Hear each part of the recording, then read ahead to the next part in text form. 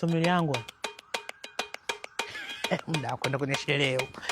Mkalamba shida nini? Mimi siendeshi pikipiki leo, mimi nimechoka bwana. Kama vipi mtu aje kuendesha mwanangu? Unaona kama mnaenda kwenye sherehe wanangu. Sisi tunaenda lakini wewe upande. Tushatosha hapa tayari. Sasa shuni nini tena jamani? Yaani wewe mwanangu bonge wote utatosha hapa kweli hapa? Tuondokeni. Muda tuondoke. Kweli kwanza. Sasa usidogo jana tu wajuzi wanangu. Sasa sawa, wewe kama unachukua bodaboda nyingine. Unataka hela nyingi mzee. Hesabu yako haipo hapa. Kama unachukua bodaboda nyingine fresh. Wewe subiria nyingine. Tulia kwanza. Huyu ndo katoa hela nyingi. Sogea hivi mwanchichi. Wasubiri Mkalamba. Huyu ndo katoa hela nyingi. Saa moja ndo tunaanza kule kabibi tokea basi. Okay mke. Nani anapenda usafiri wapi? A few moments later. Semaga Mungu sio atumani ila leo kawa. Yaani Black subiri kwanza. Kwani wewe haukuwa na wenzako kule? Wakina Mkalamba? Wamepata ajali mbaya sana. Sasa wako vibaya. Yeye acha uweze hata kumtizama.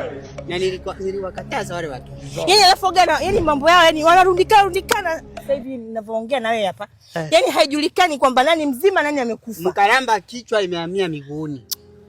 Yule mwingine makwapa imeambia shingoni. Aya si bora huyo alovunjika miguu.